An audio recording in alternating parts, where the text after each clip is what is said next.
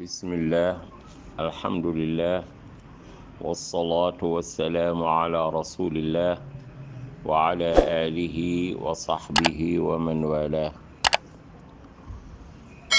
عن أبي هريرة رضي الله عنه أن رسول الله صلى الله عليه وسلم قال: إذا جلس بين شعبها الأربع ثم جهدها وجب الغسل، وفي لفظ لمسلم وإن لم ينزل. mbokk yi assalaamu aleykum wa rahmatullahi taala wa barakaatuhu. ñu ngi ñëwaat ak yéen ci seen dars bi ñu leen di amal ci ayu bés bu nekk mu aju ci wàllu fiq ci téere tahaara ci téere bu ñuy wax umdatul ahkaam. ñu doon wax nag ci lu jëm ci wàllu sangu ak wàllu maniyu lan moo koy laabal ak ndax sobe la walla déet.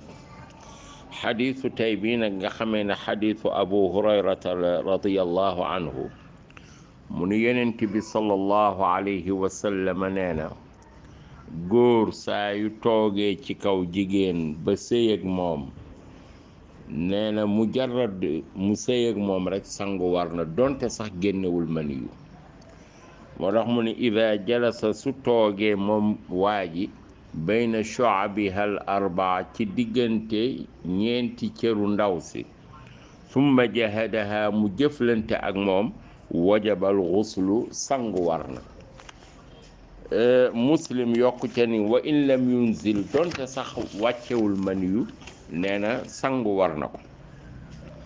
kon li nga xamee ni moom la ñuy jàng ci xadiis bi ci gàttal mooy sangu day war ci saayu cëru ku góor duggee ci cëru ku jigéen rekk sangu war na, donte sax la ca dugg barewul sangu war na.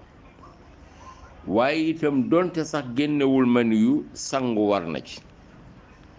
nga dégg ci ni kon xadis bi day nasaxal benn xadis boo xam ni dafa daan wax naan almaau min almaa, maanaam ndox mooy waral ndox, maanaam fokk nit ki sëy nit ki ba ndox génn sangu doogay war.